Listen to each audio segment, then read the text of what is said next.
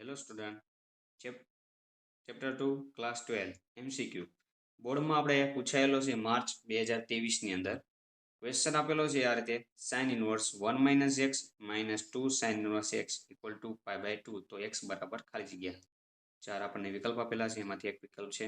તો આ એક બેઠો સ્વાધ્યાય 2 ની અંદર જે અમે મેથડથી સોલ્વ કરાયેલા તો એની અંદર આ ક્વેશ્ચન મૂકેલો છે સ્વાધ્યાય 2 14મો નંબરનો ક્વેશ્ચન છે વિકલ્પ છે એમાં તો એ જ બેઠો આમાં પૂછાયેલો છે ત્યારે મેં તમને શીખવાડેલું ઇક્વેશન લોંગ મેથડથી એમાં આપણે સોલ્વ કરેલો હતો કઈ રીતે સોલ્વ કર્યો હતો એ મેથડ લખીને એ રીતે બતાવી શકાય હવે આની અંદર આપણે એને શોર્ટમાં કેવી રીતે લખી શકીએ એ મેથડનો ઉપયોગ કરવાનો પ્રયત્ન કરશું તો સાવ એકદમ સિમ્પલ મેથડ છે એ લોંગ મેથડમાં જો મેં તમને બતાવું આ રીતે આપણે સોલ્વ કર્યો હતો એમાં ક્વેશ્ચન આ રીતે આપેલો હતો સાઇન ઇનવર્સ ક્વેશ્ચન આ લઈને એમાં સપોઝ કર્યું હતું x બરાબર આપણે સાઇન થીટા આવું ધારો ક્યાંય સાઇન હોય એની આપણે કિંમત મૂકી સાઇન અને પછી એને આગળ સોલ્વ કરતા કરતા જતા હતા લાસ્ટમાં પણ બે વિકલ્પ એવા હતા એમાં બંનેમાંથી એક વિકલ્પ સાચો હતો ને એક ખોટો હતો 1/2 એને એની અંદર કિંમત મૂકવાની પછી અને સોલ્વ કરવાનો ચેક કરવાનો હતો એ આવે છે કે નથી આવતો એટલે 1/2 રોંગ થતો હતો તો એ મેથડથી આપણે ઉપયોગ કરીને સોલ્વ કર્યો હતો ત્યારે બહુ લાંબી મેથડ હતી એને સમજતા આપણે તો આની અંદર આપણે શોર્ટ એક મેથડથી સોલ્વ કરશું વિકલ્પનો ઉપયોગ કરીને કઈ રીતે તો જો આપણને સાઇન ઇનવર્સ 1 - x આપ્યું x ની જગ્યાએ x ગોતવાનો જોઈએ x બરાબર કયો વિકલ્પ સાચો છે આની અંદર તો x આ બધા x બરાબર જ આપેલા છે તો આવા એક્ઝામ આપેલા હોય ત્યારે આપણે ડાયરેક્ટ x ની જગ્યાએ આ બધી કિંમત મૂકીને ચેક કરી લેવાનું અને ખબર પડી જશે એના પરથી તો આપણે 0 મૂકીને ચેક કરવી તો જો તો x બરાબર આપણે 0 લઈએ તો સાઇન ઇનવર્સ 1 માઇનસ અહીં 0 મૂકીએ -2 એમનામ સાઇન ઇનવર્સ એમનામ અહીંયા 0 ઇક્વલ ટુ π/2 આન્સર આવવો જોઈએ આપણે ડાબી બાજુ આપેલું છે ને જમણી બાજુ π/2 છે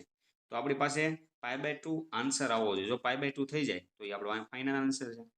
તો આપણે 0 મૂકીએ તો સાઇન ઇનવર્સ 1 - 0 એટલે સાઇન ઇનવર્સ 1 થઈ ગયું તો આ સાઇન ઇનવર્સ એમનામ હવે 1 સાઇન ઇનવર્સની અંદર જે આ 1 છે એ 1 સાઇનની અંદર ક્યારે હોય તો સાઇન π/2 કિંમત 1 થાય આ રીતે શોર્ટમાં જોઈએ તો અહીંયા π/2 અહીંયા π/2 આવશે તો અહીંયા સાઇન c કેવો હોય છે 1 અહીંયા 1 0 અને 0 1 અહીંયા કોસ છે સાઇન છે કોસ અને સાઇન તો સાઇન 1 ક્યારે હોય 1 ક્યારે લખી શકો તો π/2 ની આગળ તો સાઇન π/2 બરાબર 1 લખાય તો અહીંયા સાઇન π/2 -2 એમનો સાઇન ઇનવર્સ 0 ક્યારે લખીએ કાંઈ તો અહીંયા 0 હશે જો સાઇનમાં તો સાઇન 0 ની કિંમત 0 સાઇન ઇનવર્સ સાઇન કેન્સલ એટલે π/2 માઇનસ એમનામ 2 એમનામ અહીંયા સાઇન ઇનવર્સ સાઇન કેન્સલ 0 તો આ 0 અહીંયા મૂકીએ તો આ 0 × 2 એટલે 0 એટલે આપણી પાસે જવાબ શું આવે π/2